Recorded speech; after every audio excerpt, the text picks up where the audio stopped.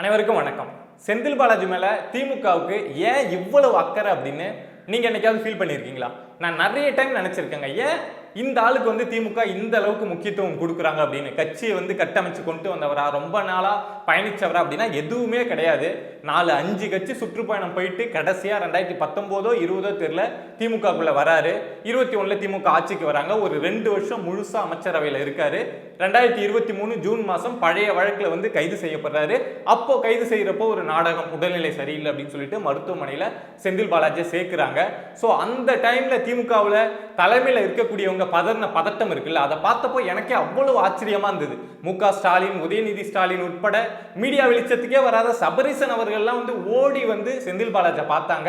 மீடியாவில் இருக்கக்கூடிய எல்லாரும் என்ன சொன்னாங்க அப்படின்னா, செந்தில் பாலாஜி கையில தான் அந்த மதுபான துறை இருந்தது. ஸோ அவர் வந்து அந்த 10 ரூபா கமிஷன் வாங்குறாங்கல்ல, எம்ஆர்பியை விட மேல 10 ரூபா அதிகமாக கமிஷன் வாங்குறாங்கல்ல, ஸோ அந்த கமிஷனை தமிழ்நாடு முழுக்க சரியா வாங்கி தலைமைக்கு வந்து சரியா வந்து ஷேர் கொடுத்துட்டு இருந்தாரு. ஸோ அதனால தான் தலைமை வந்து செந்தில் பாலாஜிக்கு வந்து இந்த அளவுக்கு முக்கியத்துவம் கொடுக்குது அப்படிங்கிற மாதிரிலாம் சொன்னாங்க. ஸோ சரி, ஒரு 5000 கோடி 10,000 கோடிக்கு செந்தில் பாலாஜால தலைமைக்கு கிடைக்குது அப்படிங்கிறதுனால செந்தில் பாலாஜிக்கு இவ்வளவு முக்கியத்துவம் கொடுக்குறாங்க அப்படின்னு தான் நம்ம நினைச்சிட்டு இருந்தோம். பட் அது உண்மை கிடையாதுங்க. 5000 கோடி 10,000 கோடி அது இங்க விஷயமே கிடையாது. பல லட்சம் கோடி செந்தில் பாலாஜி மூலமா தலைமைக்கு கிடைச்சிட்டு இருந்திருக்கு அப்படிங்கிறது தான் இப்போ 3 நாளா தமிழ்நாடு முழுக்க இடி ரைடு நடந்துட்டு இருக்குல்ல, அந்த இடி ரைடு மூலமா தெரிய வந்திருக்க விஷயம். ஒண்ணா சொல்றேன், கிளியரா தெரிஞ்சுக்கோங்க. ஃபர்ஸ்ட் விஷயம் என்ன அப்படின்னா, தமிழ்நாட்டில் டாஸ்மார்க் அப்படிங்கிறது இருக்கு. டாஸ்மார்க்கு நிறைய பிரைவேட் கம்பெனிஸ் வந்து அவங்களுடைய மதுபானத்தை வந்து சப்ளை அப்படிங்கிறத பண்ணுவாங்க. அது டிஎம்கேவா இருக்கலாம், இல்லை ஏடிஎம்கேவா இருக்கலாம், இல்லை பிரைவேட்டா ஒரு நபர் கூட டாஸ்மார்க்கு சப்ளை அப்படிங்கிறத கொடுப்பாங்க. பட் எந்த கவர்மெண்ட் ரூலிங்ல இருக்காங்களோ அவங்க கட்சியை சார்ந்தவங்களுக்கு அதுல வந்து முக்கியத்துவம் அப்படிங்கிறத கொடுப்பாங்க. ஸோ இப்போ ஒரு 100% டாஸ்மார்க்கு சப்ளை அப்படிங்கிறது கொடுக்கப்படுது அப்படின்னா அதுல 60% 3 பேர் வந்து சப்ளை அப்படிங்கிறத கொடுத்துட்டு இருந்திருக்காங்க. யார் அப்படின்னா ஜெகத் ரட்சகன், வாசுதேவன், ஜெயமுருகன், இவங்க 3 பேரும் தான் 60% சப்ளை அப்படிங்கிறத கொடுத்துட்டு இருந்திருக்காங்க. இவங்க 3 பேருமே திமுகவோட முக்கிய புள்ளி. ஜெகத் ரட்சகன் உங்களுக்கு தெரிஞ்சிருக்கும், திமுகவோட ரொம்ப பழமை வாய்ந்த ஒரு எம்பி. எஸ்என்ஜே நிறுவனத்தோட ஜெயமுருகன், இந்த எஸ்என்ஜே டிஷர்ட்லாம் போட்டுட்டு வந்து உதயநிதி ஸ்டாலின் வந்து ஐபிஎல் மேட்ச்ல வந்து போட்டுட்டு வந்து இந்த 10,000 பியர்லாம் அட்வர்டைஸ்மெண்ட் பண்ணார்ல, ஸோ அந்த ஜெயமுருகனுடைய கம்பெனி தான் இந்த எஸ்என்ஜே. ஸோ அவரு ஒரு நபர். அடுத்து பார்த்தோம் அப்படின்னா வாசுதேவன். இவங்க 3 பேருமே திமுகவுக்கு நெருக்கமா இருக்கக்கூடியவங்க. ஸோ மொத்தமா வாங்கக்கூடிய 100% மதுபானத்துல 60% இவங்க 3 பேர்கிட்ட இருந்து மட்டுமே மதுபானத்துறை வந்து பர்ச்சேஸ் அப்படிங்கிறத பண்ணியிருக்காங்க. சரிப்பா, அவங்க கட்சிக்காரங்க அவங்களுக்குள்ள பண்ணிக்கிறாங்க, இதுல என்ன பிரச்சனை அப்படின்னா அதுலதான் சட்ட சிக்கலே இருக்கு. என்ன அப்படின்னா, ஒரு நிறுவனத்திட்ட இருந்து இவ்வளவுதான் பர்ச்சேஸ் பண்ணும் அப்படின்னு கவர்மெண்ட்டுக்கே சில ரூல் அப்படிங்கிறது இருக்கு. ஒரே நிறுவனத்திட்ட இருந்து இவங்களா சொந்தமா நிறுவனம் வச்சு அதே நிறுவனத்திட்ட இருந்து 100% வாங்கிக்க கூடாது இல்ல. மத்த எல்லாரும் ஓபன் பண்ணி வச்சிருக்காங்கல்ல, ஏடிஎம்கேல நிறைய பேர் ஓபன் பண்ணி வச்சிருக்காங்க, பிரைவேட்டா நிறைய பேர் ஓபன் பண்ணி வச்சிருக்காங்கல்ல. சோ எல்லாருக்கிட்ட இருந்து வாங்கணும் அப்படிங்கிற அடிப்படையில ஒரு நிறுவனத்திட்ட இருந்து இத்தனை % தான் அந்த மதுபானம் அப்படிங்கறத டாஸ்மாக் நிறுவனம் வாங்கணும் அப்படின்னு ஒரு சட்டம் இருக்கு. அதை தாண்டி இவங்க 3 பேர்கிட்ட இருந்து மட்டும் 60% அப்படிங்கிறத வாங்கியிருக்காங்க. பட் இதுக்காக அந்த 3 நிறுவனம் இருக்குல்ல, தமிழ்நாடு டாஸ்மாக் துறை வந்து இவ்வளவு மதுபானத்தை கொள்முதல் பண்ணுது, ஸோ அதுக்கு கைமாறா நாங்க ஏதாவது பண்றோம் அப்படின்னு சொல்லிட்டு ஒரு பாட்டிலுக்கு இவ்வளவு, எங்க நிறுவனத்துல நீங்க வாங்குனீங்க அப்படின்னா ஒரு பாட்டிலுக்கு நாங்க இவ்வளவு கமிஷன் தருவோம் அப்படின்னு சொல்லிட்டு இதை டாஸ்மாக் துறைக்கு கமிஷனா இந்த 3 நிறுவனமுமே கொடுத்துட்டு இருந்திருக்காங்க. ஸோ அது மூலமா தமிழ்நாடோட டாஸ்மாக் துறைக்கு வந்து அந்த தலைமை டாஸ்மாக் அலுவலகத்தில் வந்து இது ஒரு கமிஷனா வந்து சேர்றது அப்படிங்கிறது சேர்ந்துட்டு இருந்திருக்கு. ஸோ அந்த அடிப்படையில தான் ஜெகத் ரட்சகனுக்கு சொந்தமான அக்கா டிஸ்டிலரிஸ், ஜெயமுருகனுக்கு சொந்தமான எஸ்என்ஜே நிறுவனம், வாசுதேவனுக்கு சொந்தமான கால்ஸ் நிறுவனம், இந்த 3 இடத்தையும் இரவு பகல் பார்க்காம இடி ரைடு அப்படிங்கிறது நடந்துட்டு இருக்கு. இவங்க 3 பேரையும் டார்கெட் பண்றதுக்கு காரணம் என்ன அப்படின்னா, இவங்க 60% இந்த 100%ல 60% இவங்க கிட்ட இருந்து தான் சப்ளை நடந்திருக்கு அப்படிங்கிறதுனால இவங்களை டார்கெட் பண்ணி அந்த இடி ரைடு அப்படிங்கிறது நடந்துட்டு இருக்கு. அடுத்து இந்த ஒரு ஸ்கேம் மட்டும்தான் இதுக்குள்ள நடந்திருக்கா அப்படின்னா கிடையாது. இதை விட பெரிய ஸ்கேம் ஒன்று நடந்திருக்கு. என்ன அப்படின்னா, இப்போ டாஸ்மாக் நிறுவனம் இருக்காங்கல்ல, தமிழ்நாட்டோட நிறுவனம், ஸோ அவங்க வந்து சப்ளை அப்படிங்கிறத வாங்குறது. நிறைய ஒரு எக்ஸாம்பிள் வச்சுப்போம், ஒரு 100 பாட்டில் அப்படிங்கிறத வாங்குறாங்க, அதாவது குடவுனுக்கு வாங்குறாங்க அப்படின்னா குடவுனுக்கு வாங்கி அங்கிருந்து தான் தமிழ்நாடு முழுக்க அந்த டிஸ்ட்ரிபியூஷன் அப்படிங்கிறது நடக்கும். ஸோ 100 பாட்டில் வாங்குறாங்க அப்படின்னா பட் 50 பாட்டில் மட்டும் 50 பாட்டிலுக்கு மட்டும் வரி கட்டிட்டு 50 பாட்டில் தான் டிஸ்ட்ரிபியூட் ஆகுது, நாங்கள் 50 பாட்டில் தான் வாங்கணும் அப்படிங்கிற கணக்கை காமிச்சிட்டு 100 பாட்டிலையும் அந்த டாஸ்மார்க் அந்த ஸ்டிக்கரை ஒட்டி தமிழ்நாடு முழுக்க அனுப்பிச்சிடுறது.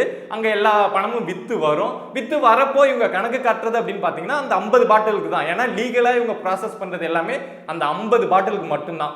மிச்சம் இருக்க அந்த 50 பாட்டில் இருக்குல்ல, அது டாஸ்மார்க் மூலமாகவே இந்த கவர்மெண்ட் சிஸ்டத்தை பயன்படுத்தியே வித்துட்டு வந்துடும். அங்கே போய் விற்பனை ஆகி அந்த காசு கைக்கு வந்துடும். அந்த 50 பாட்டிலுமே இல்லீகலாக ப்ராசஸ் நடந்து விற்கப்பட்டு அந்த கேஷ் அப்படிங்கிறது மேலே இருக்கக்கூடியவங்க கைக்கு வந்திருக்கும். ஸோ நான் எக்ஸாம்பிள் சொன்னது 100 பாட்டில். அப்படின்னா ஒரு நாளைக்கு தமிழ்நாட்டில் எத்தனை லட்சம் பாட்டில் விற்கிது, அதில் சரி பாதி 50% அப்படிங்கிறது இல்லீகலா அந்த பாட்டில் ப்ராசஸ் ஆகி சரக்கு வர்றது எல்லாம் சரிதான். ஆனால் கவர்மெண்ட்டுக்கு கணக்கு காட்டப்பட்டது அப்படிங்கிறது 50% தான்.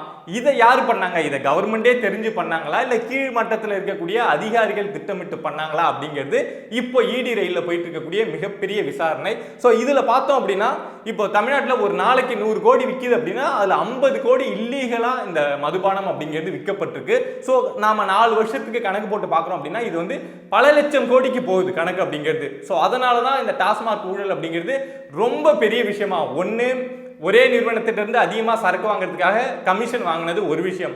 இன்னொன்று வாங்கின சரக்கை இல்லீகலாக ப்ராசஸ் பண்ணி பாதி சரக்குல வந்து நேர்மையாக வித்துட்டு வரி கட்டிட்டு மிச்சம் பாதி சரக்கை வந்து இல்லீகலாக வித்துருக்காங்க டாஸ்மாக் நிறுவனம் அப்படிங்கிறது இரண்டாவது குற்றச்சாட்டு.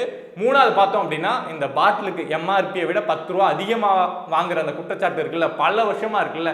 ஸோ அந்த பணம் எப்படி ப்ராசஸ் ஆகி வருது, எங்கே வருது, எப்படி போய் தலைமைக்கு சேருது அப்படிங்கிற அடிப்படையில் தான் செந்தில் பாலாஜிக்கு தொடர்புடைய அவங்களுடைய சொந்தக்காரங்க, அவருக்குடைய பழகிட்டு இருந்தவங்க, அவர்கிட்ட கான்ட்ராக்ட் வாங்கினவங்க அப்படின்னு சொல்லிட்டு கரூர்ல இருக்கக்கூடிய கொங்கு மிஸ் மணி அப்படின்னு சொல்லிட்டு நிறைய பேர் இருந்தாங்கல்ல, செந்தில் பாலாஜிக்கு நெருக்கமா செந்தில் பாலாஜி நம்பி குழப்பம் நடத்திட்டு இருந்தாங்கல்ல, அவங்க கிட்டயும் இடி ரைடு அப்படிங்கிறது நடந்திருக்கு. ஸோ 3 வகையிலையும் டாஸ்மாக் துறையில வந்து ஊழல் அப்படிங்கிறது நடந்திருக்கு. கமிஷன் வாங்கியிருக்காங்க, பாட்டில வந்து கம்மியாக கணக்கு அமைச்சிட்டு அதிகமாக விற்றுருக்காங்க, இன்னொரு பக்கம் பாட்டிலை விட அதிகமாக 10 ரூபா எக்ஸ்ட்ரா அப்படிங்கிறத வாங்கியிருக்காங்க. ஸோ நம்ம இப்படி ஓவராலாக பார்க்குறப்போ ஒட்டு மொத்தமாக டாஸ்மாக் துறை அப்படிங்கிறது ஊழலோட உச்சமாக இருந்திருக்கு. நம்ம இது வரைக்கும் மின்சாரத்துறையில் வந்து அதிகமாக ஊழல் நடக்குது, இல்லை அந்த துறையில் அதிகமாக ஊழல் நடக்குது அப்படின்னு பேசிட்டு இருந்திருப்போம். பட் டாஸ்மாக் துறையில் இந்த அளவுக்கு நம்ம யோசிச்சு கூட பார்க்க முடியாத அளவுக்கு மிகப்பெரிய ஊழல், பல லட்சம் கோடி வந்து இதுல இன்வால்வ் ஆயிருக்கு அப்படின்னு சொல்றாங்க. ஸோ இதெல்லாம் யார் மேனேஜ்மெண்ட் பண்ணிட்டு இருந்தது? மைக்ரோ லெவல் வரைக்கும் உள்ள பூந்து மைக்ரோ மேனேஜ்மெண்ட் இந்த ப்ராசஸ் எல்லாத்தையும் ஈஸியாக பண்ணிட முடியாது இல்லை. ஏதாவது ஒரு அமைச்சர் ரொம்ப தெளிவாக இருந்தால் மட்டும்தானே பண்ண முடியும். ஸோ அந்த வேலையை எந்த ஒரு சிக்கலும் வராமல் ரொம்ப கெட்டிக்காரத்தனமாக பார்த்துட்டு இருந்த ஒரு அமைச்சர் அப்படின்னா செந்தில் பாலாஜி தான். நாம் அப்போ நினைச்சோம் 5000 கோடி 10,000 கோடி இவர் தலைமைக்கு வந்து ஷேர் பண்றாரு, ஸோ அதனால தான் இவருக்கு இவ்வளவு முக்கியத்துவம் கொடுக்குறாங்க அப்படின்னு. பட் அது கிடையாது. பல லட்சம் கோடி இந்த டாஸ்மாக் துறையில் வந்து ஊழலாக ஸ்கேமாக நடக்குது. ஸோ அதை இந்த செந்தில் பாலாஜி வந்து ரொம்ப திறம்பட கையாண்டுட்டு இருந்திருக்காரு. ஸோ அந்த அடிப்படையில் தான் திமுக வந்து இவருக்கு இந்த அளவுக்கு இவர் மேலே அக்கறை காட்டுறது, பெத்த பிள்ளையை விட செந்தில் பாலாஜி மேலே வந்து ரொம்ப அக்கறை காட்டுறது. இந்த வேலையெல்லாம் என்னத்துக்கு செஞ்சுருக்காங்க அப்படின்னா இவ்வளவு பெரிய ஸ்கேம் இருக்கு அப்படிங்கிறது தான். ஸோ இப்போ இடி ரைட் அப்படிங்கிறது 3 நாளாக தமிழ்நாடு முழுக்க நீங்க பார்த்துருப்பீங்க, எங்க பார்த்தாலும் பரபரப்பா போய்கிட்டே இருக்கு. இதுக்கு முன்னாடி வந்து நிறைய இடி ரைடு அப்படிங்கிறது நடக்கும், பட் அப்போல்லாம் வந்து இந்த அளவுக்கு பரபரப்பா பேச மாட்டோம். ஒரு நாள் வந்து ரைடு பண்ணுவாங்க, போயிடுவாங்க. பட் இப்போ 3 நாளா டே அண்ட் நைட் மாத்தி மாத்தி மாத்தி அந்த ரைடு அப்படிங்கிறது நடந்துகிட்டே இருக்கு. ஏன் அப்படின்னா அவ்வளவு தோண்ட போயிட்டே இருக்கு. ஒரு பக்கம் யாரெல்லாம் சப்ளை பண்ணாங்களோ அவங்க வீட்டில் அவங்க நிறுவனத்தில் நடக்குது, இன்னொரு பக்கம் செந்தில் பாலாஜிக்கு தொடர்புடையவங்க யாரெல்லாம் அந்த பணத்தை மேலே வாங்கி அதை டிஸ்ட்ரிபியூட் பண்ணுறது, இந்த சம்பவம் நடக்கிறது எல்லாமே இப்போ ஒரு டாஸ்மார்க்கில் இருக்கக்கூடிய ஊழியருக்கு என்ன நடக்குதுன்னே தெரியாது. டாஸ்மாக் ஸ்டிக்கர் ஒட்டி டாஸ்மாக் கடைக்கு வந்து பாட்டில் வரும், பட் அது விற்று காசு மேலே போகும் மேலே போகும் மேலே போகும். மேலே போகிறப்ப செந்தில் பாலாஜி கைக்கு போகிறப்ப தான் அந்த பணம் வந்து தனித்தனியாக பிரியும். ஸோ அதை பிரிக்கிறதுக்குன்னு செந்தில் பாலாஜி ஒரு டீம் வச்சிருப்பார்ல, ஸோ அவருக்குன்னு அங்கே ஒரு நெட்வொர்க் இருக்கும்ல, சிண்டிகேட் ஃபார்ம் பண்ணி வச்சிருப்பார்ல. ஸோ அந்த நெட்வொர்க் யாரெல்லாம் இருக்காங்களோ அங்கேயும் இந்த ரைடு அப்படிங்கிறது நடந்துட்டு இருக்கு. இதை தாண்டி சென்னையில் இருக்கக்கூடிய டாஸ்மார்க்கோட தலைமை அலுவலகத்திலையும் இந்த ரைடு அப்படிங்கிறது நடந்துட்டு இருக்கு. ஸோ இந்த ரைடு முடிகிறப்போ கண்டிப்பா நிறைய பேர் வந்து கைது செய்யப்படுவதற்கான வாய்ப்பு அப்படிங்கிறது அதிகம். ஏற்கனவே செந்தில் பாலாஜி சிறையில் இருந்துட்டு தான் வந்தாரு, பட் ஏற்கனவே இருந்ததாவது சின்ன சின்ன கேஸ். பட் இப்போ பார்க்குறப்போ